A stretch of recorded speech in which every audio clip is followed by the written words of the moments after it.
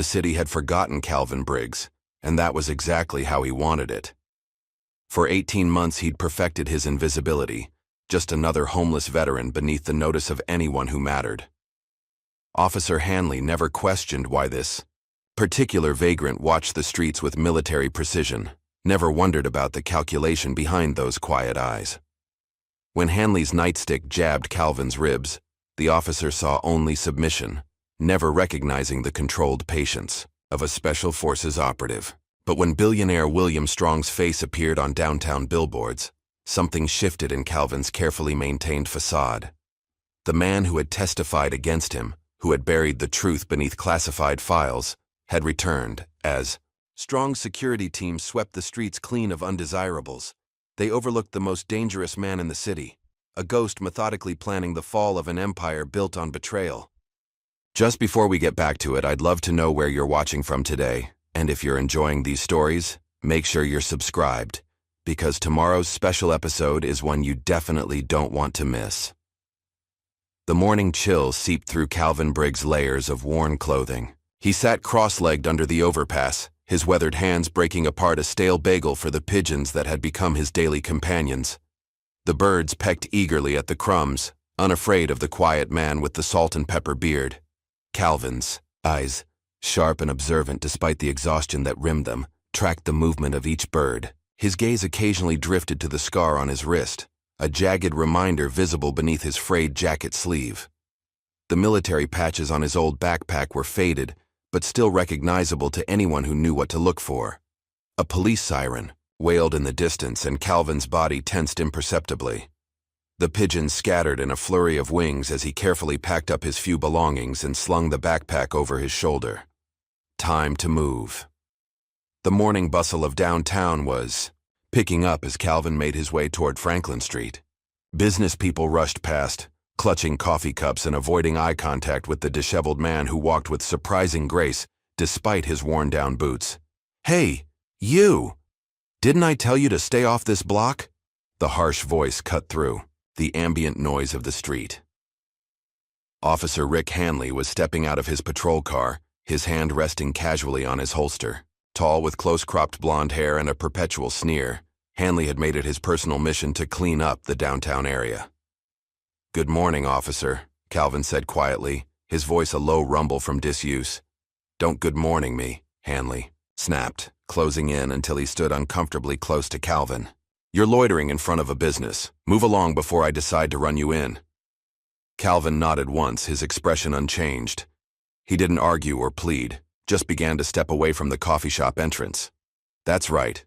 Keep walking," Hanley called after him. "And stay away from this block. The business owners are tired of your kind scaring away customers." A small crowd had gathered to watch the confrontation, some with disapproving looks directed at the officer's unnecessary aggression. As Calvin walked away, the door to the coffee shop swung open. "Officer Hanley, that man is a customer of mine." Amara Jackson stood in the doorway of Soul Brew Cafe, her arms crossed over her apron. At 36, she had the confident stance of a woman who'd built her business from nothing and wouldn't be intimidated. "He can't afford to be a customer, Amara," Hanley said with a smirk. "That's Ms. Jackson to you," she replied coolly. "And I decide who my customers are." She turned to Calvin, who had paused a few yards away.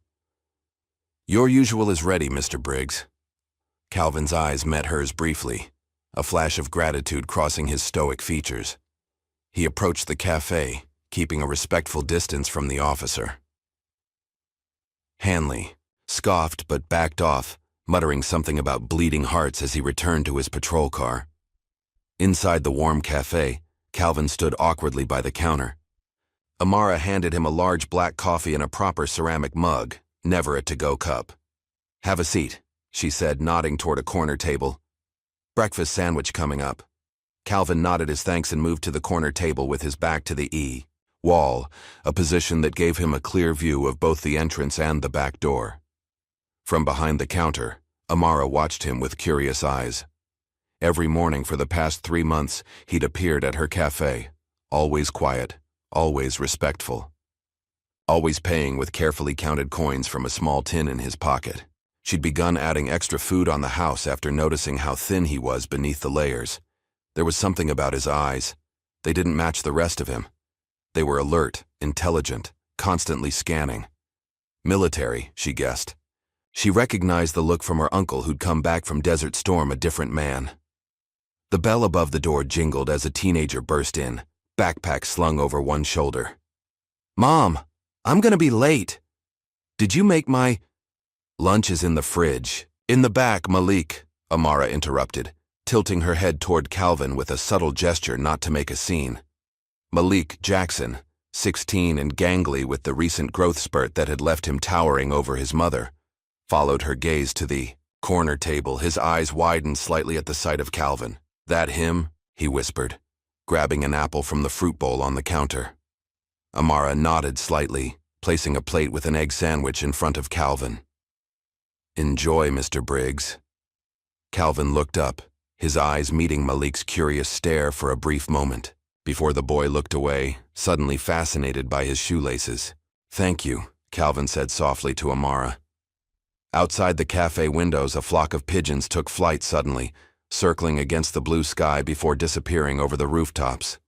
Calvin's gaze followed them, and for an instant, his mind was elsewhere. The rhythmic thump of helicopter blades, sand stinging his eyes, a child's scream piercing the air as gunfire erupted around them. His team scattered, taking cover. William's panicked eyes as he froze under fire. "Mr. Briggs?" Calvin snapped back to the present. Amara was looking at him with concern. "You okay there?" He nodded, taking a sip of his coffee to hide the momentary lapse. "Fine, thank you." After finishing his breakfast, Calvin left the cafe, with a polite nod to Amara. Outside, he moved through the city with purpose, his eyes constantly observing. On Cooper Street, he noticed two men exchanging small packages, their body language screaming, "Drug deal." 3 blocks later, he spotted a young girl crying in an alleyway, her backpack clutched tightly to her chest. Calvin paused, watching as an older woman, likely her grandmother, hurried toward her with relief written across her face. Problem solved. He moved on. Throughout the day, he jotted observations in a small, battered notebook he kept in his inner pocket. Times, locations, faces, patterns. To a casual observer, he might have appeared to be mentally ill, muttering to himself as he wrote. In reality, he was cataloging the city's rhythms with military precision. As evening approached, Calvin headed toward the riverfront. A voice called out behind him. "Hey, didn't I tell you to stay off my beat?" Officer Hanley again, this time with a younger officer beside him. Officer Rosa Morales hung back slightly, her expression neutral as she observed the interaction. "I'm just passing through," Calvin said quietly. "Empty your pockets," Hanley demanded. "Probably carrying drugs or stolen goods." "Rick," Morales interjected, "he's not doing anything illegal." "He matches the description of a theft suspect," Hanley replied smoothly. "Just doing my job." Calvin slowly placed his backpack on the ground and began emptying his pockets. The small notebook, a few dollars in change, a worn wallet with a faded military ID. Morales caught sight of the ID before Calvin tucked it away again. Her eyes narrowed slightly. "See?" "Nothing," Calvin said quietly. "What about the bag?" Hanley demanded. "You need probable cause for that, Rick," Morales said firmly. Hanley glared at his partner but backed down. "Stay out of trouble," he warned Calvin before walking away. Morales lingered for a moment. "Sorry about that," she said quietly. "He can be overzealous." Calvin merely nodded, watching as she followed her partner back to their patrol car. As darkness fell, Calvin made his way to the River Street shelter. The fluorescent lights buzzed overhead as he entered the crowded space. Dr. Henry Kwan, the shelter's director, was trying to calm a man who was becoming increasingly agitated. "They're watching me. They put chips in my teeth during basic training," the man was shouting, his hands shaking. "The government never stops watching." Other shelter residents were backing away nervously. Dr. Kwan maintained a calm voice, but Calvin could see the situation escalating. Without drawing attention to himself, Calvin moved closer and sat down at a nearby table. He began humming quietly, a military cadence that caught the agitated vet's attention. "You know it," the man said, turning to Calvin. "You were there. You know what they did to us." Calvin nodded. "I know, brother. 1st Marine Division?" The man's eyes widened. "How did you know?" "The tattoo," Calvin said, nodding to the faded ink on the man's forearm. "I served with some good Marines. Best of the best. The distraction worked." The man sat down across from Calvin, his agitation fading as they spoke in low voices about shared experiences. Calvin carefully steering the conversation away from conspiracy theories and toward common ground. Dr. Kwan watched the interaction with interest. Later, as residents settled in for the night, he approached Calvin. "That was impressive," Kwan said. "You have experience with PTSD cases?" Calvin shrugged. "Just experience. You know, we could use someone with your skills here," Kwan continued. "I could offer you a small stipend, maybe help with housing." "I'm fine where I am," Calvin interrupted. "But thank you." Kwan studied him for a moment. "The offer stands. You've been a stabilizing presence here." Calvin nodded but said nothing. More unknown to both men, Malik Jackson was watching from across the street. He'd followed Calvin after school, curious about the mysterious man his mother seemed to respect. He trailed Calvin at a distance as the older man left the shelter and headed toward the east side of town. As Calvin passed a dark alley, a commotion erupted, a woman's startled cry followed by a man's threatening voice. "Give me the purse, lady, and you won't get hurt." Malik froze, pulling out his phone to call 911. But before he could dial, Calvin had already moved into action. The mugger never saw it coming. One moment he was threatening his victim with a knife. The next, he was face down on the pavement, his arm twisted at an unnatural angle and the knife clattering away. Calvin moved with such fluid efficiency that it almost looked choreographed. "Run," Calvin told the woman quietly. She needed no further encouragement. Calvin released the mugger with a stern warning, then melted back into the shadows so quickly that Malik almost lost sight of him. The teenager stood frozen in place, mouth agape at what he'd just witnessed. Later that night, in the abandoned warehouse where he'd made his temporary home, Calvin sat cross-legged on his bedroll. The space was sparse but meticulously organized, a military habit that had never left him. From a hidden compartment in his backpack, he removed a small, encrypted device. The screen glowed in the darkness as he entered a complex series of codes. A file appeared on the screen, a photograph of a man in an expensive suit smiling for a campaign photo. The caption read, "William Strong, Code Black, Phoenix Initiative." Calvin studied the face, a face he knew all too well. His jaw tightened as memories threatened to surface. With practiced control, he pushed them down and continued reviewing the file. When he finished, he powered down the device and concealed it again. Then he removed a small box from his pack and stepped outside into the cool night air. The city park was deserted at this hour. Calvin approached a specific bench, the third one from the east entrance, and knelt beside it. With a small trowel, he dug a shallow hole and placed the box inside. Inside the box was a military medallion, Special Forces, with a name engraved on the back that wasn't William Strong's. "You're not forgotten," Calvin whispered as he covered the box with dirt and patted it smooth. "I'm still here, and so is he." The chopper blade sliced through the cobble night, the noise nearly deafening as Calvin Briggs led his four-man team across the rooftop. Dust swirled around them, reducing visibility to mere feet. 30 seconds, he shouted into his comm. The mission was straightforward. Extract a high-value intelligence asset before insurgents discovered his location. But straightforward didn't mean easy. Not in this part of the city, not with so many variables. "Strong, you're on point." "Nelson, cover our 6. William Strong nodded, his face young beneath the tactical gear, too young for the shadows in his eyes. The newest member of the team had excellent training scores but had never been tested in the field. As they breached the target building, everything went sideways. Unexpected guards, gunfire, the asset, bleeding from a head wound. "Strong, cover." "Fire!" Calvin ordered as he grabbed the injured asset. But Strong had frozen, his rifle half raised, eyes wide with panic. "Strong, now!" The hesitation lasted only seconds, But in combat, seconds determined who lived and died. Calvin shoved the asset toward Nelson and dove across the room, tackling a guard who had Strong in his sights. Later, in the chopper, Calvin pulled Strong aside. "You froze." Strong's face was ashen. "I'm sorry, sir. It won't happen again." "See that it doesn't," Calvin replied, his voice low but firm. "Some men weren't built for darkness, Strong. Figure out if you're one of them before someone dies." The memory dissolved as Calvin blinked back to the present. He was standing outside a convenience store, watching a small TV through the window. A news reporter was speaking enthusiastically over footage of a construction site, one of the largest urban renewal projects the city has seen in decades. Billionaire real estate developer William Strong is expected to break ground tomorrow on the riverfront complex.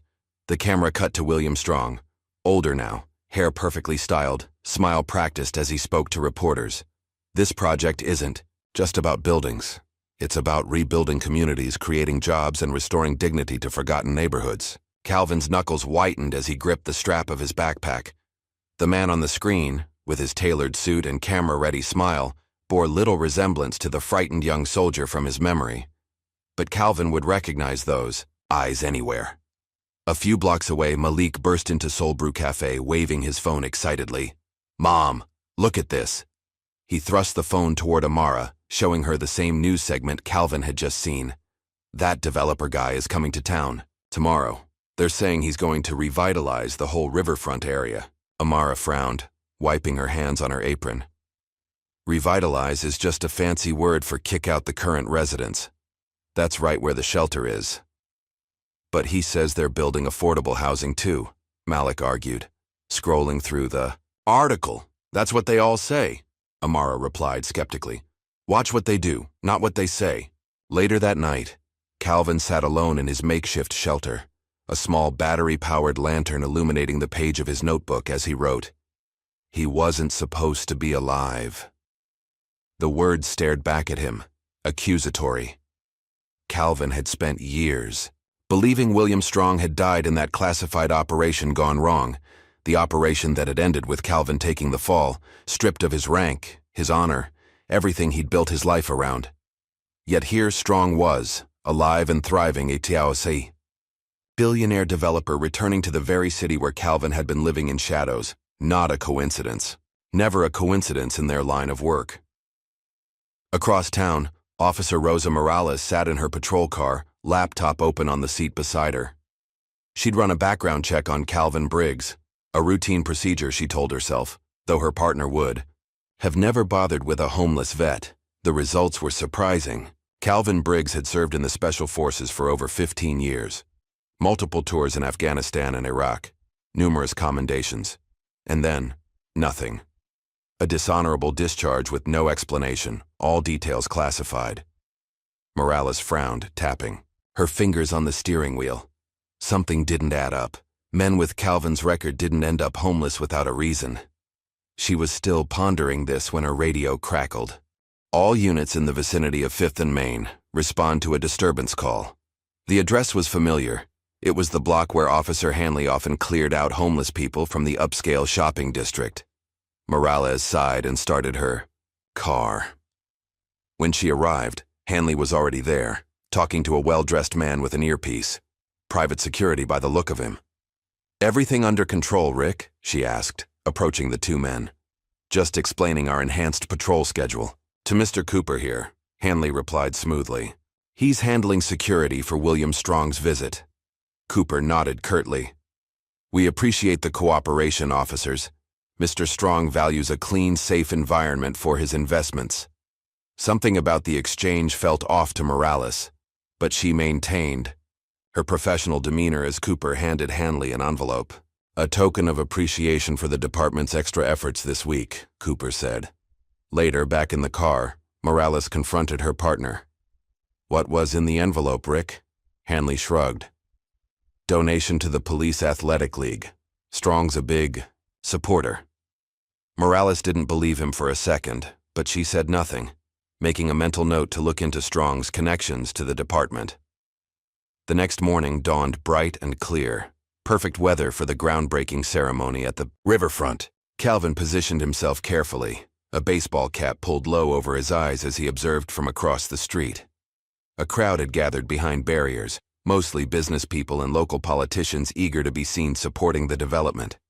At the center of it all stood William Strong, resplendent in a light gray suit, wielding a ceremonial golden shovel. "Today marks the beginning of a new chapter for this city," Strong announced to applause. "The Riverview project will transform this neglected area into a vibrant community hub." As cameras flashed, Calvin studied Strong's security detail. At least 6 men, all with military bearing. One in particular caught his attention, a tall man with a distinctive scar running from his temple to his jaw. Calvin knew that scar. Gage Mitchell. Another ghost from the past. Their eyes met across the crowd, just for an instant. Gage showed no reaction, but Calvin knew he'd been recognized. The game had changed. At Soul Brew Cafe, the lunch rush was in full swing. Amara was too busy to watch the groundbreaking ceremony, but she noticed when Officer Morales came in and took a seat at the counter. "Coffee, black," Morales said, then hesitated before adding, "and whatever information you're willing to share about Calvin Briggs." Amara's hand stilled on the coffee pot. "Why the interest in one of my customers, officer?" "Just curious about his story," Morales replied, keeping her voice casual. "Seems like a decent man who's had some bad breaks." "That describes half my customers," Amara said with a small smile, sliding the coffee across the counter. "But Calvin keeps to himself. Comes in every morning, polite, pays his way. That's all I know." Morales nodded, taking a sip of her coffee. "He served, Special Forces." That caught Amara's attention. "I figured military of some kind. The way he carries himself." "Did you know he got a dishonorable discharge?" "Details classified." Amara's eyes narrowed slightly. "You running?" "Background checks on homeless vets now, officer." Morales had the grace to look slightly embarrassed. "Just doing my job." "Mm-hmm," Amara replied skeptically.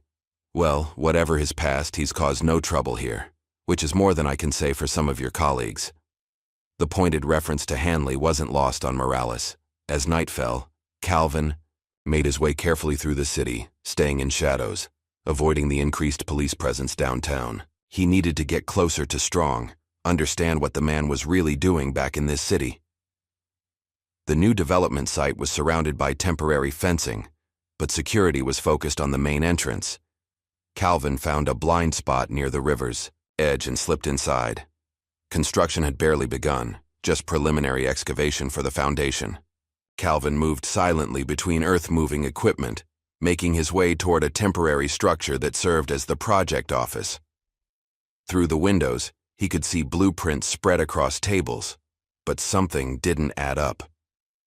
The excavation was deeper than necessary for standard buildings, with unusual reinforcement patterns. A voice behind him broke the silence. "Some habits never die, do they, Briggs?"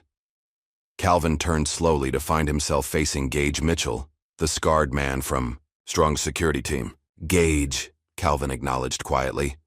"You're a long way from Kabul." "So are you," Gage replied, his hand resting casually on his holstered sidearm. "Though I'd say I landed on my feet a bit better." "Working for him?" Calvin's voice carried a hint of disgust. "After what he did?" "We all make compromises to survive," Gage said with a shrug. "Strong pays well and he doesn't ask questions about the past." "Because he already knows the answers," Calvin replied. Gage took a step closer. "What are you doing here, Briggs? After all these years, why surface now?" "I could ask Strong the same question, this city of all places." Gage's eyes narrowed. "You're not the only ghost he left behind, Briggs. Stay buried. It's safer for everyone." Before Calvin could respond, the sound of approaching vehicles cut through the night. Gage glanced toward the entrance. "That'll be the night security shift. I suggest you disappear, it's what you're good at." He turned to go, then paused. "I won't mention this encounter to Strong. Consider it professional courtesy. But if I see you again, all bets are off." Calvin melted back into the shadows as Gage walked away. The encounter had confirmed his suspicions. Strong wasn't here by coincidence, and whatever he was building went far beyond luxury apartments. The game was on. The prison cell was barely 8 feet square, with a narrow cot bolted to the wall and a stainless steel toilet in the corner. Calvin sat motionless on the edge of the cot, his military uniform stripped of insignia, his face a mask of controlled emotion as the verdict was read. Dishonorable discharge, effective immediately. The words echoed in the empty room as the memory played out. 6 months in military prison for dereliction of duty resulting in casualties. The real story, the truth about Operation Sandglass, had been buried beneath layers of classified reports and carefully constructed lies. William Strong had walked free.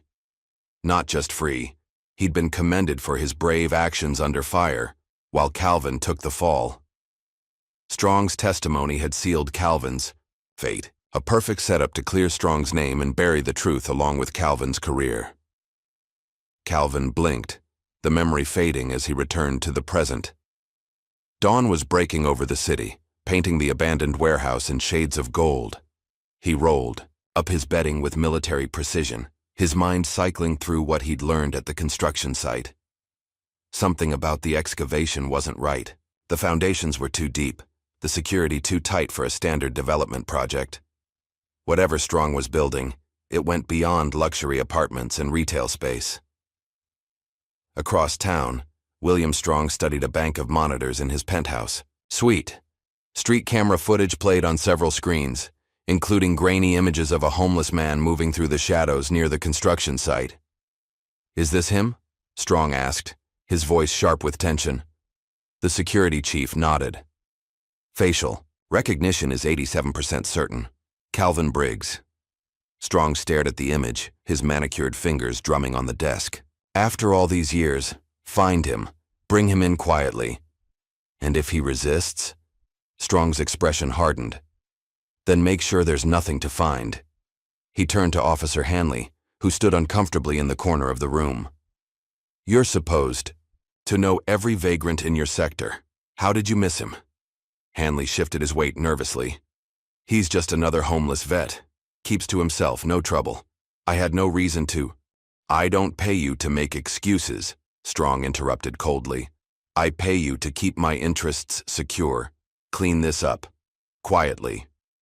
After Hanley left, Strong opened a desk drawer and removed an old photograph. 5 soldiers in desert camo, arms around each other's shoulders, grinning at the camera.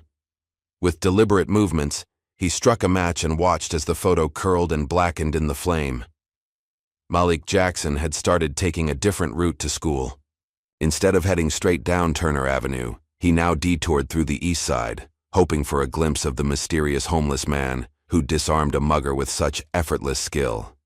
He'd become obsessed with Calvin's story, spending hours online researching special forces and dishonorable discharges. His mother had noticed his distraction. "Whatever you're up to, be careful," Amara had warned that morning. "And don't be late for school again." Malik had nodded absently, already planning his route. But today, his curiosity would lead him into danger. As he cut through an alley near the riverfront development site, a black SUV pulled alongside him. 2 men jumped out, grabbing him before he could react. "Hey, let me go." Malik struggled as they shoved him into the vehicle.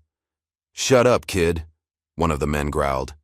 "You've been asking too many questions about the wrong people."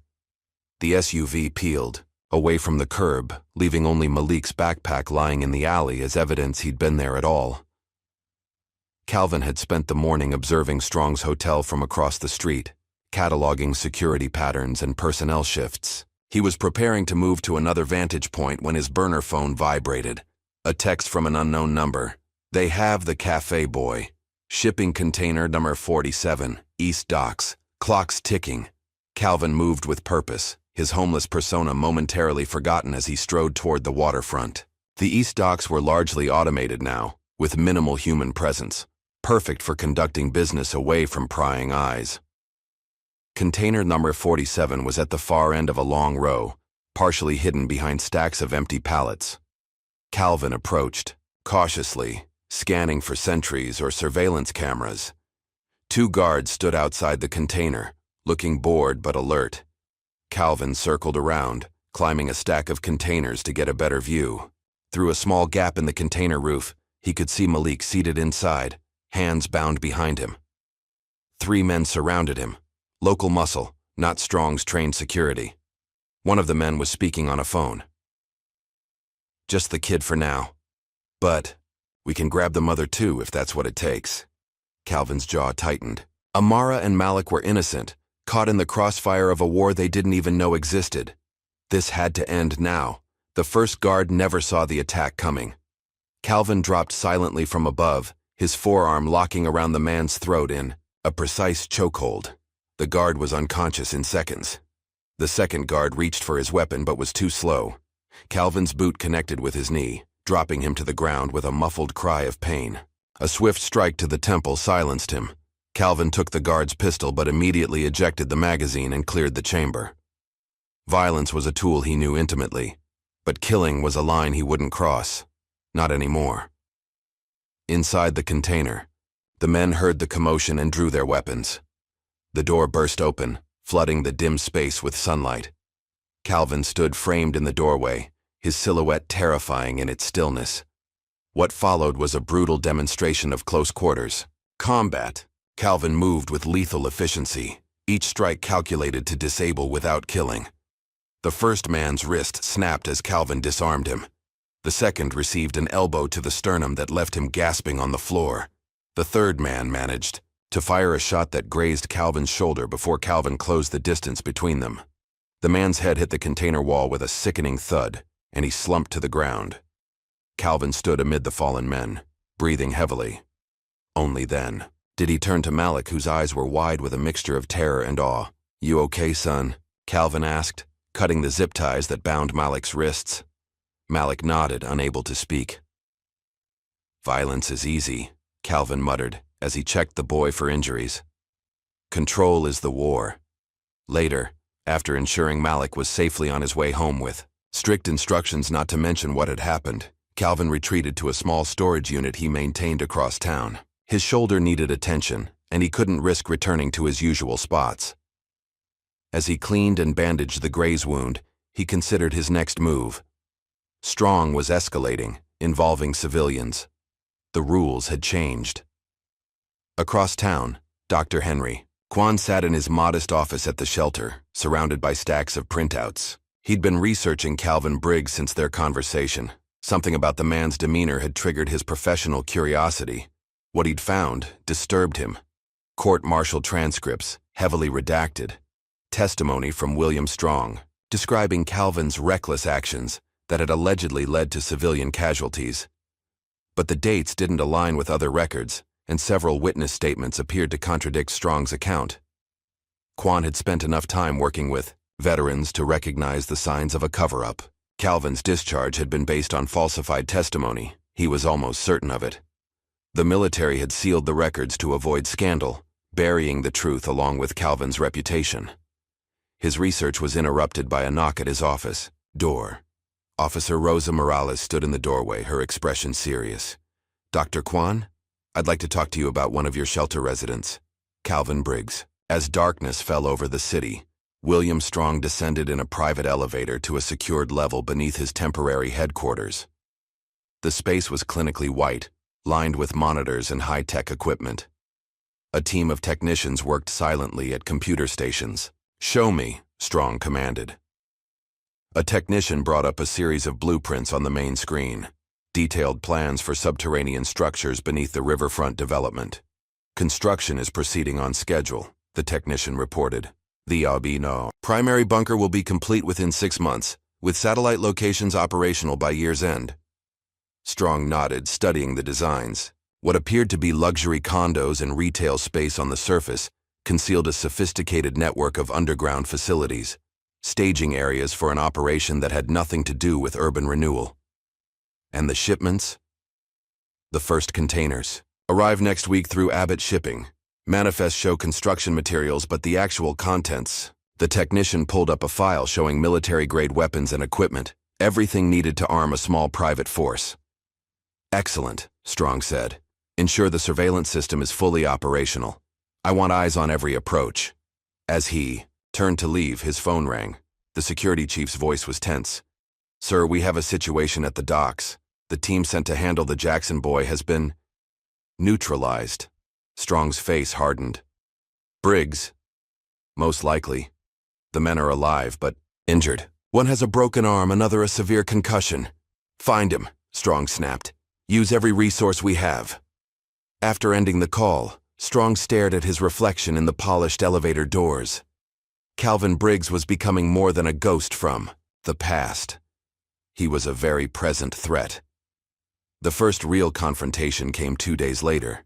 Calvin had relocated to an abandoned church, maintaining surveillance on Strong's operation while avoiding the increased security patrols searching for him.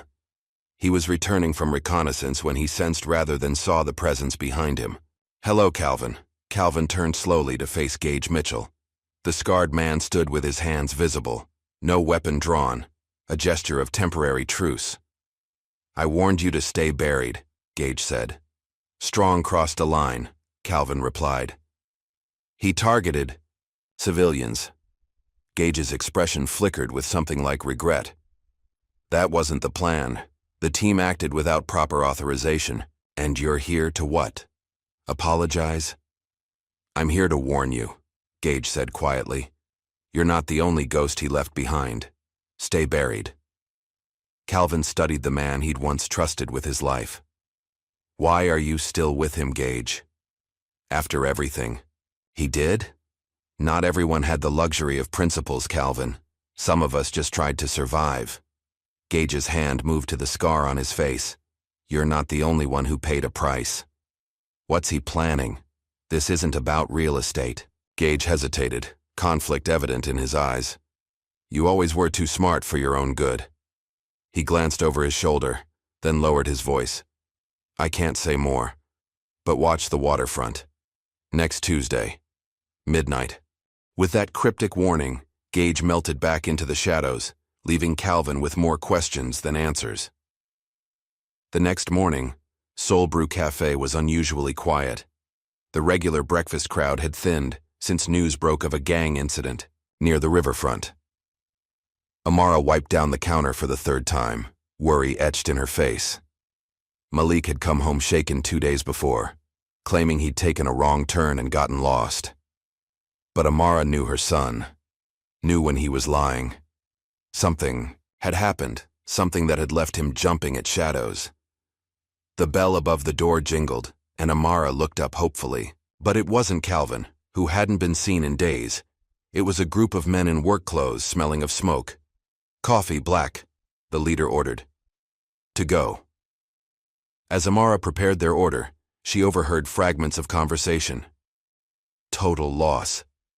Nothing left but ashes. Insurance will cover it, but the timing, just when business was picking up." A chill ran down her spine. Fire. She'd heard rumors of several small businesses being burned out recently, all in areas slated for Strong's redevelopment. Her suspicion was confirmed when one of the men approached the counter. "You Amara Jackson, owner of this place?" She nodded cautiously. "You might want to check your fire extinguishers," he said, his tone casual but his eyes hard. "Lot of electrical fires happening lately. Shame if something happened to this nice cafe." After they left, Amara stood frozen behind the counter. The threat was clear. Stop asking questions, stop helping Calvin, or face the consequences. That night, as she closed up, a small fire broke out in the trash cans behind the cafe. It was extinguished quickly, but the message had been delivered. Stop now, or next time would be worse. Across town, Officer Rosa Morales sat in her apartment, surrounded by printouts and notes. Her investigation into Calvin Briggs had led her down a rabbit hole of classified operations and military cover-ups. And now, a new piece of the puzzle. William Strong's private security force had been recruiting ex-military personnel with specific backgrounds, men who had served in the same unit as Calvin and Strong. Her laptop pinged with a new email. The file she'd requested from a contact at the Pentagon, heavily redacted, but containing one crucial piece of information. The operation that had led to Calvin's discharge had been codenamed Phoenix. The same word she'd seen in Officer Hanley's text messages to an unknown contact. Speaking of Hanley, her partner had been acting increasingly erratic, disappearing for hours during their shifts and returning with flimsy excuses. Today she'd followed him to a meeting with Strong's security chief, where she'd witnessed an envelope changing hands.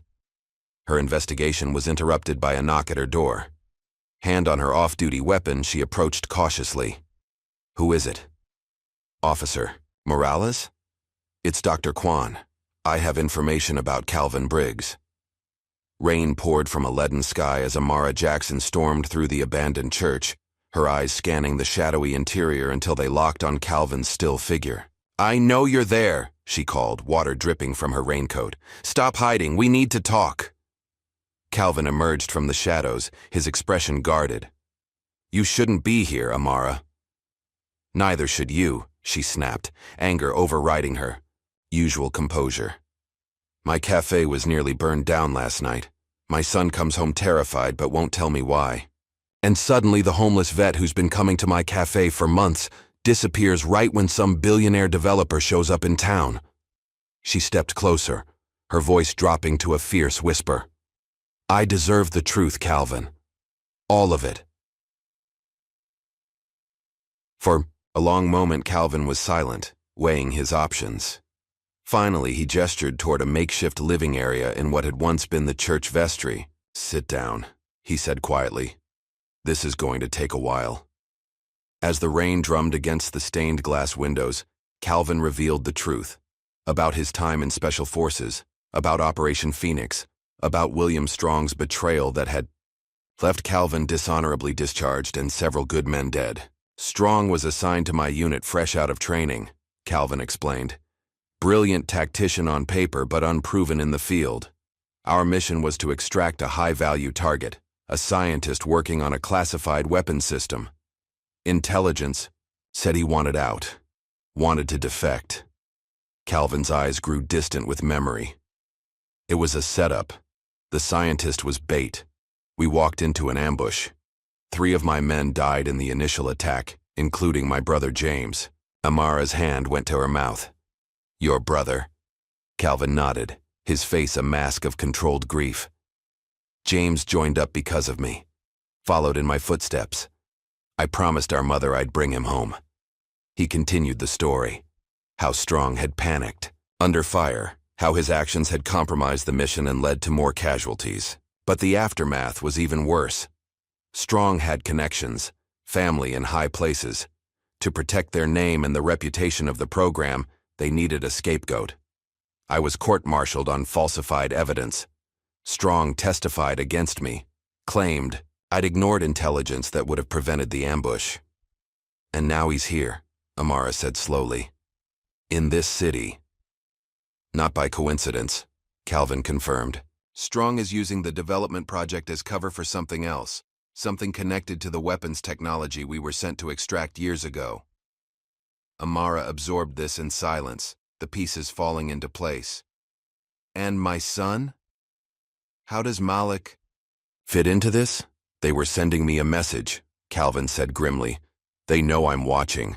They're telling me they can get to anyone close to me." Determination hardened Amara's features. "Then we fight back, together." Across town, Malik sat in his bedroom, the door locked as he hunched over his laptop. The incident at the shipping container had terrified him, but it had also ignited something, a determination to uncover the truth. He'd been researching William Strong for days, digging through news articles and public records. Now he was adding the final touches to a post that would soon go viral. On his screen was Calvin's sketch of Strong, detailed and unmistakable, alongside text explaining the developer's hidden past and allegations of military corruption. Malik's finger hovered over the post button, doubt flickering briefly. Then he remembered Calvin's calm courage as he'd faced down the armed men. With a decisive click, Malik sent the message out into the digital world. "The truth deserves to be free," he whispered to his empty room. Within hours, the post had been shared thousands of times. Local news stations picked up the story. Mysterious allegations against billionaire developer, while social media buzzed with speculation and amateur investigations. In his penthouse, William Strong watched the coverage with tightly controlled fury. "Find the source," he ordered his security team. Shut it down, now. But it was too late. The digital wildfire had spread beyond containment. Street artists began painting murals of Calvin's sketch on buildings throughout the city. Protesters gathered outside Strong's hotel, demanding answers about his military past. The city was waking up, asking questions that Strong had spent years burying.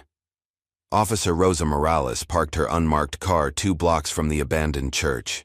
Dr. Kwan's information had led her here, supposedly Calvin's current hideout. But she wasn't here to arrest him. She was here with evidence.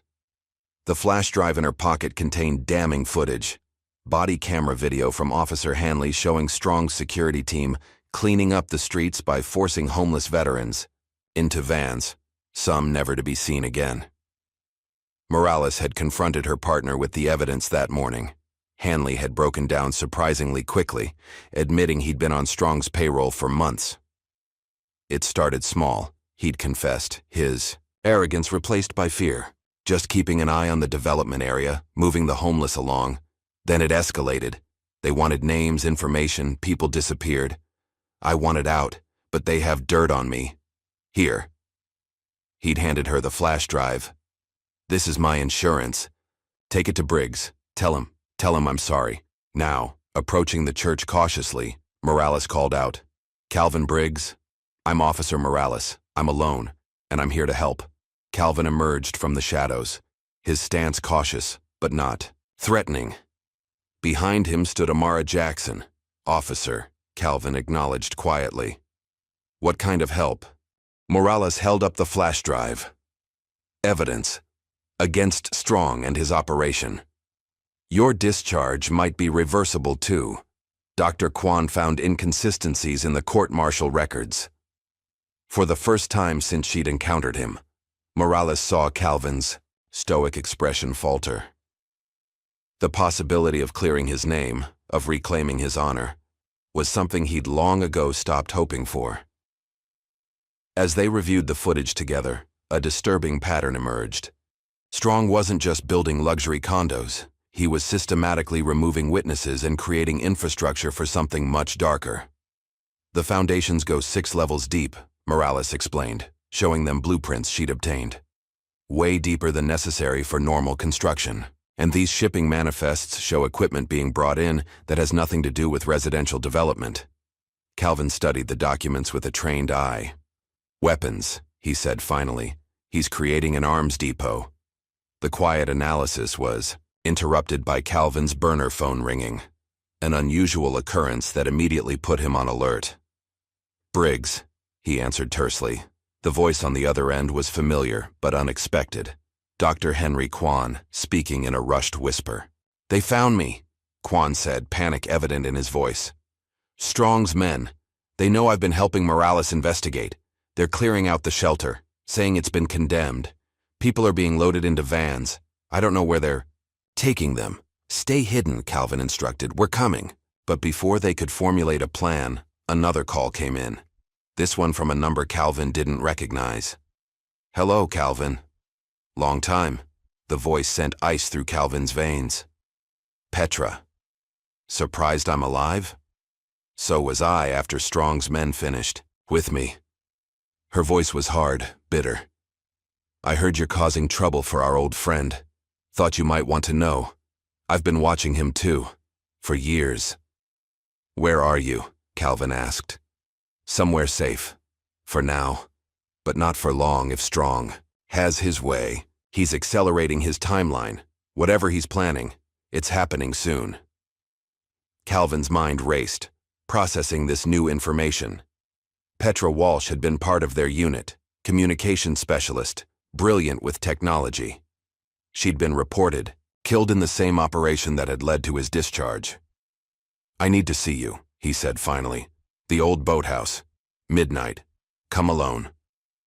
As Calvin hung up, he turned to find Amara and Morales watching him intently. Who's Petra? Amara asked. Someone I thought was dead, Calvin replied. Someone Strong tried to kill. While they formulated a plan to help Kwan and the shelter residents, Malik was facing consequences for his viral post. Returning from school, he found his laptop missing and a note from his mother. We need to talk about online safety. But Malik wasn't deterred. Strong's men might have taken his computer, but the post had already done its damage. The truth was out there now, spreading beyond anyone's control. That evening, as darkness fell, Calvin prepared for his meeting with Petra. He retrieved a hidden cache of equipment from beneath the church floorboards: tactical gear, communications devices, and non-lethal weapons. "You look different," Amara observed as he geared up. It was true. With his face clean-shaven and his posture military straight, Calvin bore little resemblance to the homeless vet who'd sat quietly in her cafe for months. His eyes were focused, intent, a soldier on a mission. "This is who I was," he said quietly, before Strong took it all away. As midnight approached, Calvin made his way to the abandoned boathouse on the far side of the river. The structure was dilapidated, half collapsed into the water, but still provided enough cover for a clandestine meeting. Inside, the air was heavy with the smell of rotting wood and river water. Calvin moved silently, every sense alert for traps or surveillance. "You still move like a ghost," came a voice from the shadows. "Good to know some things don't change." A figure emerged from the darkness, a woman in a wheelchair, her face bearing the scars of old trauma, but her eyes sharp and alert. Petra Walsh had been transformed by what she'd endured, but the intelligence that had made her a valuable team member remained undimmed. "Petra," Calvin acknowledged, emotion briefly cracking his composure. "They told me you died in the ambush." "Almost did," she replied, her hands resting on the wheels of her chair. "Strong's men found me in the extraction zone, decided to make an example of me." Her smile was bitter. "They didn't finish the job. Their mistake." Over the next hour, Petra revealed how she'd survived, dragging herself to a village, being hidden by locals, eventually making her way back to the States under an assumed identity. For years, she'd been building her own surveillance network, tracking Strong's movements and activities. "He's creating something called Phoenix Initiative," she explained, pulling up files on a tablet. "Using the weapons technology our team was sent to extract. That scientist wasn't just working on conventional arms. He was developing autonomous targeting systems, weapons that choose their own targets based on parameters." Calvin's expression darkened. "And Strong has this technology now?" "He's been developing it for years. The bunkers under his development project, they're not just storage, they're testing facilities." The implications were chilling. Weapons that could identify and eliminate targets without human intervention, built in secret beneath an American city. 3 days, Calvin said finally, formulating a plan. "In 3 days, Strong's arms deal goes down. That's when we move." Wow. They finalized details. Calvin's phone vibrated with a text from Morales. "Quan safe. Shelter residents relocated to church basement. Strong's men everywhere. Be careful." Leaving the boathouse, Calvin was struck by how much had changed in just a few days. He'd gone from living in shadows to leading a resistance. From a man with nothing to lose to a man with new connections, new purpose. For the first time in years, he allowed himself to feel something like hope. Back at the church, an unlikely war council had assembled. Morales, using her police connections, to track Strong's security movements. Amara, who had opened her cafe basement as a command center. Dr. Kwan, providing medical support for displaced shelter residents. Malik, despite his mother's objections, contributing his tech skills to monitor social media and news outlets. And now Petra, and surprisingly Gage, who had appeared at the church door with a bullet wound in his shoulder and information about Strong's security protocols. "I stayed too long," Gage had explained, wincing as Kwan treated his wound. "Thought I could change things from the inside. Strong found out I'd warned you. Barely got out alive."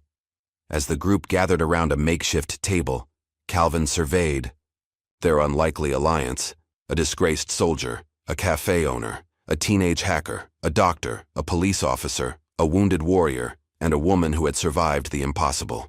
3 days, Calvin repeated, spreading out blueprints of Strong's operation. In 3 days, Strong falls. The city archives building stood silent and dark, its windows reflecting the midnight moon. Most people wouldn't look twice at the nondescript, government structure tucked between more impressive downtown buildings. But to Calvin and Petra, it contained invaluable intelligence. "Security system is basic," Petra whispered, her fingers flying across the tablet balanced on her wheelchair. "One night guard, cameras on a closed circuit. Give me 2 minutes." Calvin nodded, keeping watch from their position in the shadow of a delivery entrance. It still amazed him to see Petra alive, much less working with the same focused intensity he remembered from their military days.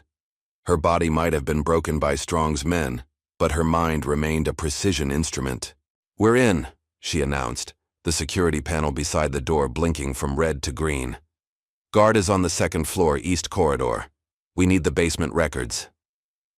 Calvin moved silently, pushing Petra's wheelchair through the delivery entrance and down a service corridor. The elevator would be too risky, so they found a freight lift used for moving archive boxes between floors. "Records before 2015 aren't digitized," Petra explained as they descended. "Strong's smart. He knew physical blueprints would be harder to access remotely." The basement archive was a maze of metal shelving filled with boxes and rolled blueprints. The air smelled of dust and old paper. Calvin followed Petra's directions, navigating through the labyrinth until they reached a section marked Urban Development, Riverfront District. "There," Petra pointed to a box on a high shelf. "Planning applications from when Strong first purchased the riverfront properties." Calvin retrieved the box, setting it on Petra's lap as she quickly sorted through the contents. Most were routine: documents, permit applications, environmental impact studies, zoning variance requests. But beneath these, Petra found what they were looking for. "Original foundation plans," she said, unrolling a large blueprint. "Completely different from what they're actually building." Calvin studied the plans, his military training allowing him to quickly identify the discrepancies. "These show standard residential foundations, but the excavation I saw goes at least 6 levels deeper." "Exactly. And look at this."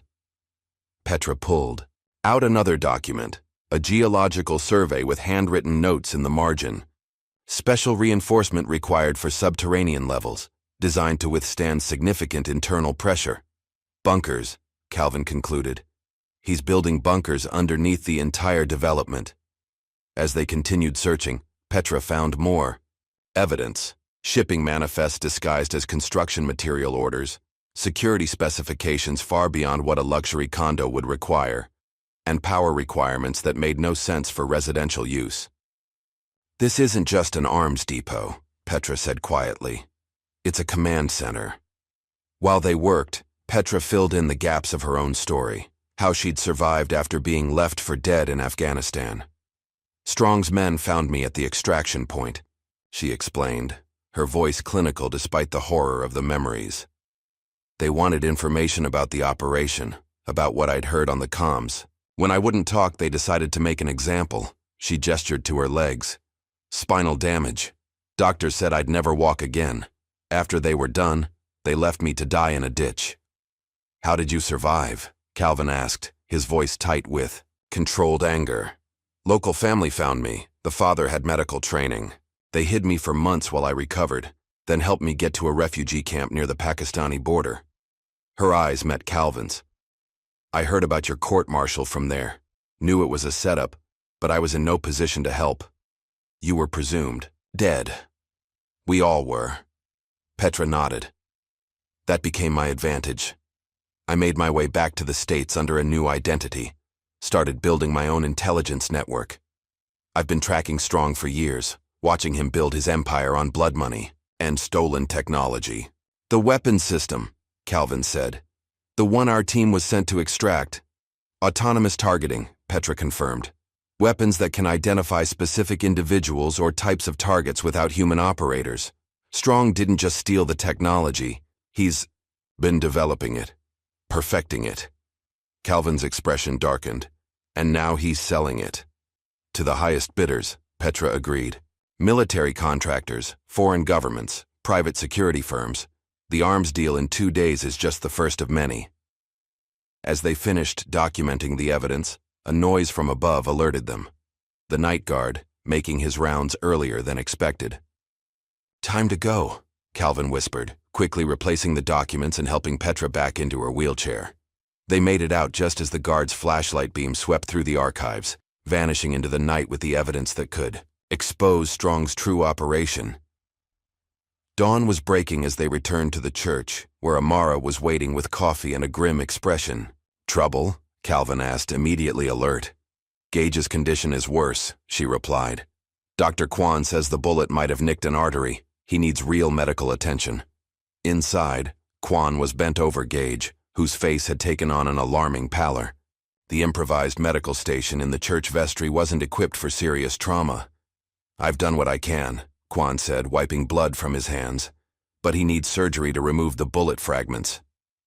"Hospital's not an option," Calvin said. "Strong has people everywhere." "I know a doctor," Morales offered from the doorway. She'd just returned from her shift, still in uniform. "Runs a clinic in Westside, treats gunshot wounds without reporting them. Gang territory stuff." "Can we trust him?" Calvin asked. "Her," Morales corrected. "And yes, she was my roommate in college, owes me a favor." As they arranged transport for Gage, Petra set up her equipment in what had become their command center, the church's old administrative office. Screens showed surveillance feeds from around the city, many hacked from traffic cameras and security systems. "Strong's getting desperate," she reported, pointing to footage of private security teams stopping pedestrians near the riverfront. "He's increased patrols around the development site. And look at this." She pulled up news footage of Strong at a press conference, looking confident despite the growing protests sparked by Malik's viral post. "My commitment to this city remains unshaken," Strong was saying, his media smile firmly in place. "These baseless accusations are simply attempts by anti-development activists to derail a project that will bring jobs and prosperity to struggling neighborhoods." Calvin watched the man who had betrayed him, who had cost him everything, lie with practiced ease to the cameras. "He's good," Calvin admitted. "Always was. But we have something he doesn't," Petra replied. "The truth." Later that evening, while reviewing the blueprints they'd obtained, Calvin noticed something they'd missed, a detail about the power systems for the subterranean levels. "The main power junction is here," he said, pointing to a section of the plans. "Outside the secure perimeter. If we could access it, we could shut down his entire operation," Petra finished. "Security systems, communications, everything. We'd need a distraction," Calvin mused. "Something to draw attention away from the junction point." They were interrupted by Malik bursting into the room, his face flushed with excitement. "You need to see this," he said, holding up his new tablet, a replacement for the laptop that had been taken. "It's all over social media." The screen showed footage of Strong's security forces roughing up protesters outside the development site. The heavy-handed tactics had backfired spectacularly, with bystanders recording the incidents and sharing them widely. "Public opinion is turning," Malik explained. "People are asking questions about why a real estate developer needs what looks like a private army." This development gave Calvin an idea. "We need to use this momentum. If we can get enough protesters at the main entrance during the arms deal." "A perfect distraction," Petra agreed. As they refined their plan, Morales returned, with news about Gage. "He's stable. My friend removed the bullet fragments and gave him antibiotics. He'll need time to recover, but he'll live." "Did he say anything else?" Calvin asked. "About Strong security or the arms deal?" Morales nodded. "The buyers are arriving. Tomorrow night, international group. Mix of private military contractors and foreign government representatives. They'll be posing as potential investors in the development project." This accelerated their timeline. With the deal happening sooner than expected, they needed to move quickly. While Calvin and Petra worked on neutralizing Strong security systems, Amara approached with concern etched on her face. "There's something else you should know," she said quietly. "Something Malik didn't tell you." She held up her phone, showing a direct message Malik had received. "We know who you are. Back off, or your mother's cafe won't be the only thing that burns." Calvin's expression hardened. "When did this come in?" "This morning. He just showed me." Amara's voice was steady despite her fear. "They're targeting him directly now." Calvin placed a hand on her shoulder. "We'll protect him. Both of you. I'm not worried about protection, Amara replied, steel in her voice. I'm worried about winning. These people threatened my son, my business. I want them stopped, not just avoided. Her determination was interrupted by a call from Dr. Kwan. The shelter residents they'd relocated were running low on supplies, and Kwan needed to make a supply run. I'll be quick, he assured them. Just medicine and food, then straight back. But hours later, Kwan hadn't returned. Calls to his phone went straight to voicemail. Morales used her police contacts to discover that he'd been picked up in a sweep of vagrants near the shelter, a thinly veiled operation by strong security forces working with corrupt officers. They're taking them to a processing center, near the riverfront, Morales reported grimly. Officially for public health screening, but no one's being released. Calvin's jaw tightened. They're eliminating witnesses, anyone who might have seen what's happening at the development site. This changed everything. Their careful planning needed to be accelerated. People were disappearing, and time was running out. As night fell, Calvin prepared for what would now be a two-pronged mission: disrupt the arms deal and rescue Kwan and the detained shelter residents. I need to go in alone, he insisted, as the others protested. Strong security is looking. For a group, one man can move more freely. Not alone, came a voice from the doorway. Gage stood there, pale but determined, his arm in a makeshift sling. I know the security protocols, the entry points. You need me. Calvin studied his former teammate, weighing the risk against the potential advantage. Finally, he nodded. Just like old times. Better than old times, Gage replied with a grim smile. This time we're on the right side. As they geared up for the mission, Petra provided Calvin with one final tool, a kill switch device she'd designed to override strong security systems and lock down the facility during the arms deal.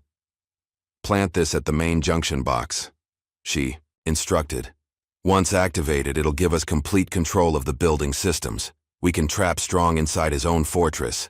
Calvin secured the device, then turned to the assembled group, his unlikely army of allies united against a common enemy. Everyone knows their roles, he said. No unnecessary risks. If anything goes wrong, abort and regroup. We only get one shot at this. As the team dispersed to their positions, Calvin took a moment alone, checking his equipment one last time. This mission wasn't just about revenge or clearing his name. It was about stopping a genuine threat to national security. About protecting innocent people from a man who had proven he had no moral boundaries. A quiet voice interrupted his thoughts. I made you something. Malik stood in the doorway, holding a small device. It's a signal booster for Petra's kill switch, he explained. Should increase the range and prevent jamming. Calvin took the device, impressed by the teenager's ingenuity. Good work, soldier. Malik beamed at the acknowledgement, then grew serious. Bring Dr. Kwan back, okay? He helped my mom when we couldn't afford medicine last year. Never charged us a dime. I will, Calvin promised. Now go help your mother. She needs you more than we do right now. As Malik left, Calvin felt the weight of all these new connections, people who were counting on him. It had been a long time since he'd allowed himself to care this much. A long time since he'd had something to lose. The city woke to chaos. Malik's viral post about Strong had evolved into a full-blown media storm, with news helicopters circling, the riverfront development and protesters gathering by the hundreds. Someone had leaked body camera footage showing Strong security forces detaining homeless people, and the outrage was palpable. Spray painted across construction barriers and building walls throughout downtown, a new message had appeared overnight. Briggs lives. In his penthouse command center, William Strong watched the growing crisis with cold fury. Screens showed the protests, the media coverage, the spreading graffiti. His carefully constructed public image was unraveling by the hour. Sir, we need to postpone the demonstration, his security chief advised. The attention... No, Strong cut him off sharply. The buyers are already here. The merchandise is ready. We proceed as planned. He turned to another screen showing surveillance footage of the processing center, where Dr. Kwan and the shelter residents were being held. Increase security at all access points. Anyone approaching without proper clearance is to be considered hostile. Lethal force authorized. Sir, that's a significant escalation. Do it, Strong snapped. "And find Briggs. I want him eliminated before sundown." Across town, Calvin's plan was already in motion. Morales, using her police credentials, had established a perimeter near the processing center, redirecting other officers away from the area with reports of disturbances elsewhere. Amara had mobilized her network of small business owners and community members, swelling the ranks of protesters at the main development entrance. Each group had been given specific instructions: remain peaceful, stay visible, keep security forces occupied. Meanwhile, Petra had set up in a van near the power junction, her array of screens monitoring security feeds across the complex. Malik, despite Calvin's instructions to stay with his mother, had assigned himself as Petra's assistant, his technical skills proving invaluable. "Security patterns are shifting," Petra reported through the secure comm link. "They're pulling forces from the south perimeter to handle the protesters up front." "Good," Calvin replied, his voice low as he and Gage approached the weakened section. Both men wore utility worker uniforms, anonymous enough to avoid immediate suspicion, but official enough to explain their presence near the complex. "Remember, the processing center is on sub-level 2, Gage said as they approached a service entrance. "Security will be heaviest around the arms demonstration on sub-level 5. Calvin nodded, checking the kill switch device one last time. Everything hinged on reaching the main power junction undetected. The first phase went smoothly. Using access codes Gage had memorized, they entered through a maintenance tunnel that connected to the main complex. The tunnel was dimly lit and smelled of damp concrete, their footsteps echoing despite their attempts at stealth. "Checkpoint ahead," Gage warned. 2 guards, camera coverage. Calvin gestured for Gage to hang back. "Let me handle this." Moving. With practiced confidence, Calvin approached the checkpoint with a clipboard in hand, calling out before he was fully visible. "Maintenance check on junction box C7, he announced. "Got a voltage fluctuation alert." The guards looked bored, barely, glancing at his fake ID badge. "System didn't notify us of any maintenance." "That's because the system's part of what's malfunctioning," Calvin replied with just the right amount of exasperation. "You want the lights going out during the big demo today?" The senior guard sighed and waved him through. "Make it quick. Once." Past the checkpoint, Calvin and Gage moved more cautiously, aware that deeper in the complex, security would be more thorough. "Power junction is 1 level down," Gage whispered, pointing to a service ladder. As they descended, Petra's voice came through their earpieces. "Update on Kwan's location. They've moved the detainees to a holding area near the loading docks. Looks like they're preparing to transport them off-site." Calvin's jaw tightened. "Timeline's accelerated. How long till the demonstration starts?" 90 minutes, Petra replied. "Buyers are already arriving through the main entrance." "We need to split up," Calvin decided. "I'll place the kill switch. Gage, get to the loading docks and delay any transport. We need those people still on site when we lock this place down." Gage nodded, understanding the logic but concerned about the increased risk. "Be careful with the junction box. It'll be monitored." They separated at the next intersection, Gage heading toward the loading docks while Calvin continued to the power center. The corridors became more industrial as he descended. Exposed pipes overhead, concrete walls, the hum of machinery growing louder. The power junction was housed in a small room filled with electrical panels and monitoring equipment. Calvin scanned for cameras or motion sensors, spotting 2 that would need to be avoided. Outside, the protests had grown to unprecedented levels. News of the detained homeless veterans had struck a chord with the public, bringing hundreds more to join the demonstration. Briggs Lives signs were everywhere, alongside demands for accountability. The city's mayor had been forced to make a public statement, calling for an investigation into strong security forces and their tactics. Police had established a perimeter, but were clearly uncomfortable with the role of protecting Strong's private interests against public outrage. In her command van, Petra monitored the situation through hacked security feeds. "Strong's getting desperate," she reported. "He's deployed his private military contractors as additional security. They're armed and authorized to use force." On her main screen, she could see William Strong himself, pacing in his command center, barking orders at subordinates. He looked nothing like the smooth, confident figure from press conferences. His face was flushed with anger, his movements agitated. He's losing control, Petra observed. That makes him dangerous. Inside the power junction room, Calvin worked quickly to install the kill switch device. The system was complex, more advanced than standard building infrastructure would require.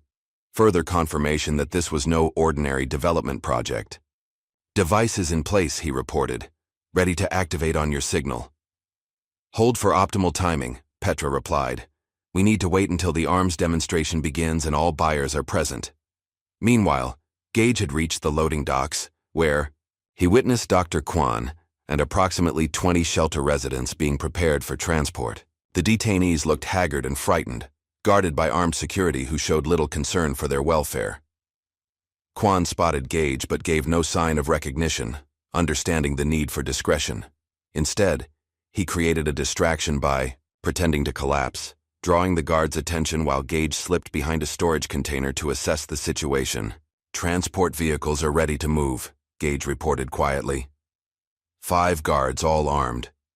"Detainees are secured but mobile. I can delay the transport, but I'll need a distraction," Petra thought quickly. "Malik, remember that fire alarm override we discussed?" Beside her, Malik grinned. "On it." His fingers flew across the keyboard, executing the hack they'd prepared as a contingency.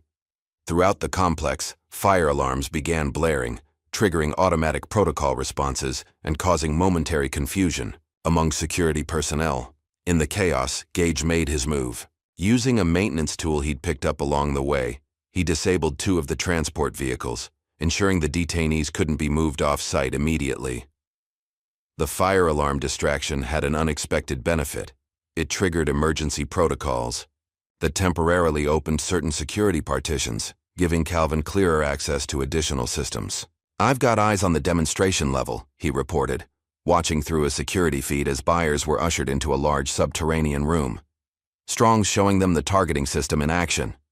The feed showed a sophisticated weapons array, sleek, modular units that could be mounted on various platforms. Strong was demonstrating their capability using holographic targets, highlighting the autonomous targeting feature that made the system so dangerous.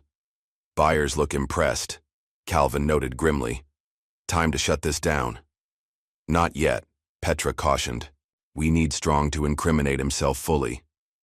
The kill switch will cut all power, including the recording devices we're using to gather evidence." On the loading docks, the situation was deteriorating. Security forces had discovered Gage's sabotage of the vehicles and were conducting a sweep. He ducked behind crates, narrowly avoiding detection. "Running out of options here," he whispered urgently. "Need that kill switch activated soon." In the demonstration room, Strong had moved to the financial portion of his presentation. Initial deployment packages begin at $50 million, with ongoing support contracts priced separately. As you can see, the ability to identify and neutralize targets with this level of precision justifies the investment. One of the buyers raised a question. "And domestic applications? How does this bypass existing restrictions?" Strong's answer was coldly pragmatic. "The system is classified as decision support technology, not autonomous weaponry, a legal distinction that provides necessary flexibility." "We've got him," Petra announced. "That admission of intentionally circumventing weapons regulations is exactly what we needed. Activate the kill switch now." Calvin pressed the activation sequence. For a moment, nothing happened. Then, throughout the complex, lights flickered and died, replaced by dim emergency lighting. Security doors slammed shut automatically, sealing off sections of the facility. In the demonstration room, panic erupted as buyers found themselves locked in with their host. Strong's face contorted with rage as he realized what was happening. "Find Briggs," he shouted to his security team. "He's here. Find him now." But it was too late. Calvin was already moving toward the loading docks to assist Gage with the detainees. The facility had been transformed from Strong's fortress into his prison. Outside, Morales had coordinated with federal agents who had been monitoring the situation. With evidence of illegal weapons development and human rights violations, they now had cause to move in. "FBI, everyone down." The agents swarmed the complex entrances, overwhelmed Strong's remaining security, and began securing the facility level by level. On the loading docks, Calvin reunited with Gage just as a security team cornered them. What followed was a desperate close-quarters battle, Calvin and Gage fighting back-to-back, protecting the detainees while creating an exit route. Gage took a bullet in his already injured shoulder, collapsing against a storage container. "Go!" he urged Calvin. "Get them out! I'll hold this position." Calvin hesitated, unwilling to leave a teammate behind again. "Finish it," Gage insisted, pressing a security keycard into Calvin's hand. "This will get you to Strong's command center. End this." With the detainees safely moving toward the exit under Morales' protection, Calvin made the hardest choice, leaving Gage to pursue Strong. The mission had to come first. Just as it always had, as federal agents secured the complex and freed the detained shelter residents, Calvin ascended toward Strong's command center. The kill switch had locked down most systems, but Strong's private elevator still had emergency power. The endgame was approaching. After years in the shadows, Calvin Briggs was about to confront the man who had destroyed his life and threatened countless others with his ambition. In her command van, Petra watched the pieces falling into place. "He's cornered now," she said, quietly. "Let's see how Strong handles having nowhere to run." Calvin moved like a shadow through the emergency-lit corridors of Strong's complex. The security keycard Gage had given him granted access to areas even most of Strong's personnel couldn't enter. Years of living unseen on the streets had only refined the stealth skills he'd mastered in special forces. Petra's voice guided him through his earpiece. "Command center is 2 levels up. Strong's still there with 3 security personnel. FBI. Teams are clearing the lower levels, but they haven't reached him yet." "Any sign of the buyers?" Calvin asked, his voice barely above a whisper. "Federal agents have them contained in the demonstration room. They're not going anywhere." Calvin approached a security door marked, "Authorized Personnel Only." The keycard worked, revealing a private stairwell that bypassed the main access routes. As he ascended, Petra continued her briefing. "I'm picking up radio chatter. Strong's called for an air extraction, helicopter on the roof, ETA 12 minutes. He's not getting away," Calvin replied, his voice hardening. "Not this time." At the top of the stairwell, Calvin paused to check his equipment. He carried no firearms. Violence was a last resort, and he wanted Strong alive to face justice. Instead, he had non-lethal tools, a tactical flashlight, zip ties, and the training to neutralize threats without killing. Through the door, he could hear Strong's agitated voice berating his security team. "How did they get past our systems? Find Briggs, he's here somewhere." Calvin took a deep breath, centered himself, and moved in. The command center was a high-tech war room with multiple display screens showing different areas of the complex. Strong stood at the central console, his tailored suit now rumpled, his carefully maintained facade cracking under pressure. 3 armed guards flanked him, weapons ready. Calvin's entrance was silent. The first guard went down before he knew Calvin was there. A precise strike to pressure points that rendered him unconscious without permanent damage. The second turned in time to see Calvin, but not quickly enough to prevent the disabling blow to his solar plexus. The third guard managed to fire a shot that missed Calvin by inches, embedding in the wall behind him. Calvin closed the distance, in 2 fluid steps, redirecting the guard's arm and using his own momentum against him. The guard hit the floor hard, his weapon clattering away. Throughout the brief altercation, William Strong stood frozen, his eyes widening as Calvin disabled his security team with military precision. "Hello, William," Calvin said quietly, straightening up as the last guard fell unconscious. "It's been a long time." Strong's shock gave way to a desperate attempt at control. "Briggs, I should have made sure you were dead years ago." "Like you did with Petra?" Calvin took a step closer. "Or like the homeless veterans your men have been disappearing?" "Please," Strong scoffed, edging toward a desk where Calvin suspected a weapon was hidden. "Those people were nothing. Collateral damage in service of something greater." "That's always been your problem, William. You think some lives matter less than others." Strong's hand inched toward the desk drawer. And your problem has always been a failure to see the bigger picture. Do you have any idea what this technology could achieve, the power it represents? I know exactly what it represents, Calvin replied. Weapons that choose their targets based on parameters you set. The ultimate tool for targeted elimination without accountability. Precision, Strong corrected. Efficiency. This city was just a prototype. The rest of the country will follow. Calvin noticed a small red light blinking on one of the consoles. The command center's conversations were being recorded and broadcast to Petra's systems.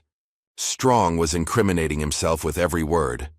From the adjacent screens, Calvin could see FBI agents methodically clearing the lower levels, working their way upward. Strong's time was running out, and he knew it. Calvin had a clear shot.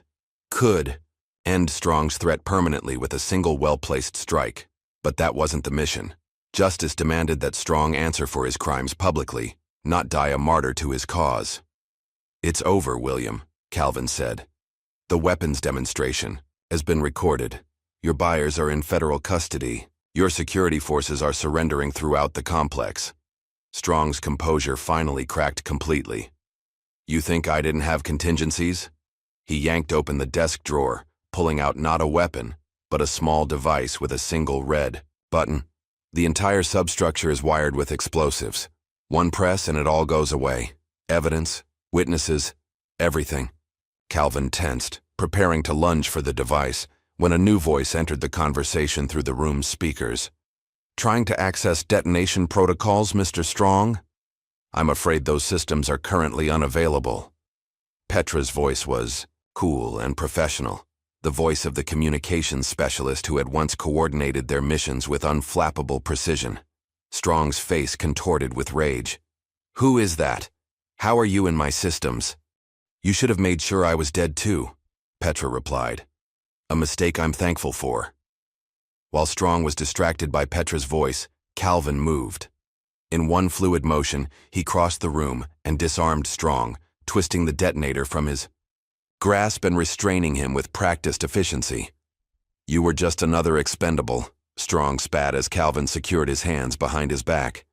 A tool to be used and discarded. Maybe, Calvin acknowledged, but dead men don't testify, and I'm very much alive. At that moment, the command center doors burst open as FBI agents flooded in, weapons raised. Federal agents, hands where we can see them. Calvin stepped back, hands raised, as the agent secured Strong and the area. From an adjacent door, Officer Morales appeared with her badge visible. He's with us, she explained to the lead agent, indicating Calvin. This man helped expose the entire operation. As Strong was led away in handcuffs, still shouting threats and promises of retribution, Calvin watched in silence. Years of living in shadows, carrying the weight of false accusations and lost honor, all leading to this moment of vindication. Outside the complex, dawn was breaking over the city. News helicopters circled overhead, capturing footage of Strong being escorted to a waiting federal vehicle. The crowd that had gathered erupted in cheers as he emerged, his empire crumbling around him. From her command van, Petra watched the scene unfold on multiple screens. Beside her, Malik was live-streaming the arrest, ensuring the world witnessed Strong's downfall. He did it, Petra said softly. Calvin actually did it. Across town in a temporary shelter where Dr. Kwan was treating the rescued detainees, Amara watched the same footage on a small television. Relief washed over her face as she spotted Calvin emerging from the building, unharmed. He did it, she whispered, echoing Petra's words. Malik hugged her tightly, his young face alight with triumph. As Calvin walked out of the complex into the spotlight of media attention, crowds began chanting his name. For the first time in years, Calvin Briggs wasn't a ghost or a whispered legend. He stood in the light, his name shouted in solidarity rather than whispered in shadows. A reporter thrust a microphone toward him. Mr. Briggs, how does it feel to be vindicated after all these years? Calvin looked directly into the camera, his voice steady. Today isn't about me. It's about justice for those who couldn't speak for themselves, about holding the powerful accountable for their actions. As federal agents secured the scene and medical personnel treated the injured, Calvin spotted a familiar face in the crowd. Officer Hanley, watching from a distance with a mixture of shame and relief. Their eyes met briefly, an unspoken acknowledgement, passing between them. Hanley would face consequences for his corruption, but his cooperation had helped bring Strong down. The sun climbed higher, illuminating the city Calvin had protected from shadows, a city that now knew his name and his truth. 3 months later, Calvin stood at attention in his freshly pressed uniform, medals gleaming on his chest. The military ceremony was being held in the city's Veterans Memorial Park, with high-ranking officers, government officials, and media in attendance. In light of new evidence and testimony, the JAG officer announced, "The previous ruling has been overturned. Master Sergeant Calvin Briggs, your dishonorable discharge is hereby reversed, your rank restored, with full back pay and benefits." A medal was pinned to Calvin's chest, the Silver Star for valor that had been stripped from him years ago. As he saluted, his face remained composed, but those who knew him could see the emotion in his eyes. This moment represented more than personal vindication. It was the restoration of his honor, the clearing of his family name. In the audience, Amara and Malik watched with pride. Dr. Kwan sat beside them, fully recovered from his ordeal.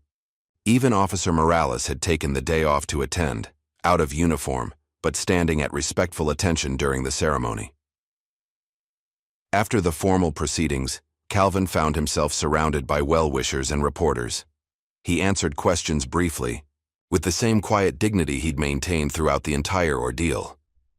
When asked what he planned to do next, Calvin's response was simple: "Continue serving. There are still battles worth fighting." Across town in a secure government facility, Petra Walsh testified remotely before a congressional subcommittee. Her wheelchair positioned before a camera, she detailed the Phoenix Initiative and Strong's plans to deploy autonomous targeting systems in urban centers across the country.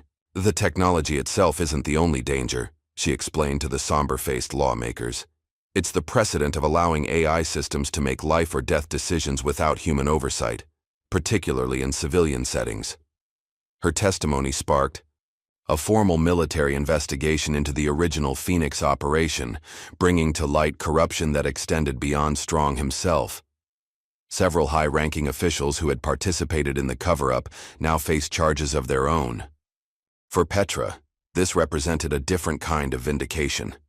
The acknowledgement that her warnings had been right all along, that the technology she'd tried to prevent from falling into the wrong hands was indeed as dangerous as she'd claimed.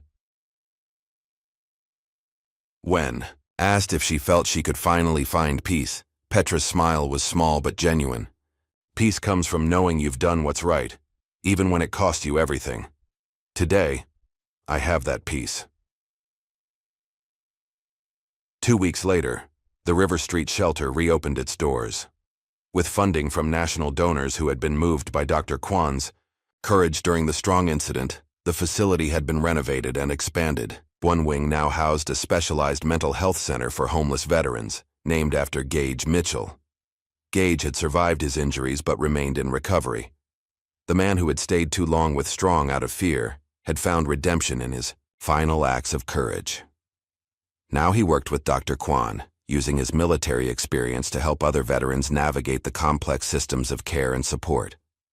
At the shelter's reopening ceremony, Dr. Kwan spoke about second chances and the importance of seeing the person behind the circumstances. "Sometimes the man you dismiss as just another homeless veteran might be a hero in disguise," he said, nodding toward Calvin, who stood quietly at the back of the crowd. "Sometimes, all anyone needs is for someone to look past appearances and see their true worth." Across town, Officer Hanley sat in a courtroom as his sentence was announced.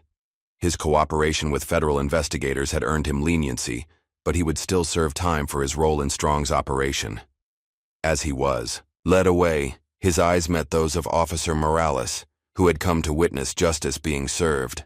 "I'm sorry," he said simply. Morales nodded in acknowledgement but said nothing. Her focus had shifted to her new role, heading a specialized unit within the department dedicated to rooting out corruption and ensuring ethical policing practices. The lessons of the Strong case had rippled through the department, prompting reforms and renewed commitment to serving all citizens equally.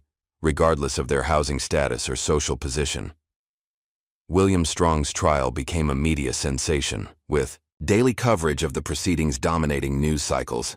Footage of him being led into court in an orange jumpsuit became symbolic across protest signs and social media.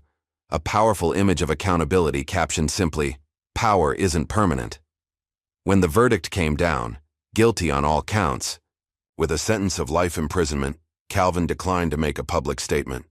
He had already said everything that needed saying through his actions. On a bright spring morning, Calvin helped raise the final beam of Soul Brew Cafe's new roof. The rebuilding process had been a community effort, with volunteers from throughout the neighborhood pitching in alongside professional contractors. The cafe would reopen larger than before, with a community meeting space in the back and an apartment upstairs where Calvin would live. Amara watched from below, pride evident in her expression. "You know, when you first started coming to my cafe, I never imagined we'd end up here." Calvin smiled, a full, genuine smile that still felt somewhat unfamiliar on his face after years of guarded expressions. Life takes unexpected turns. That. It does, she agreed. Speaking of which, Malik has some news. The teenager approached, practically bouncing with excitement. "I got accepted to the summer program at Quantico, the FBI Youth Leadership Academy." Calvin clasped the boy's shoulder. "Congratulations, you'll do great things." "It's because of you," Malik insisted. "You showed me what real courage looks like." Later that evening, as the construction crew packed up for the day, Calvin walked alone through the city park. He made his way to a familiar bench, the third one from the east entrance, and knelt beside it. Carefully, he dug in the spot where months earlier he had buried a small box. The earth yielded easily, revealing the metal container still intact.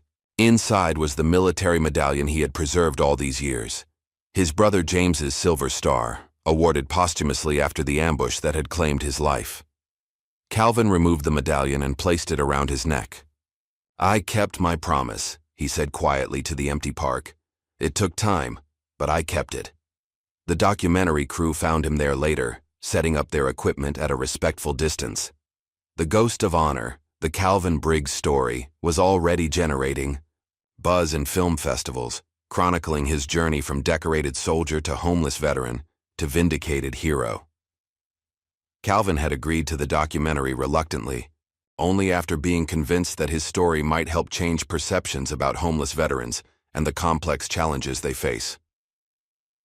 As darkness fell across the city, Calvin walked home, not to a hidden warehouse or bridge underpass, but to his new apartment above the cafe. The streets he passed were familiar, but his relationship to them had transformed. No longer was he invisible, moving through shadows. Now people nodded in recognition, some even stopping to express gratitude for what he'd done. He passed a playground, where children played in the early evening light. A young boy, no more than 7, spotted him and nudged his friends. The child stood straight and offered a solemn salute. Calvin paused, surprised by the gesture.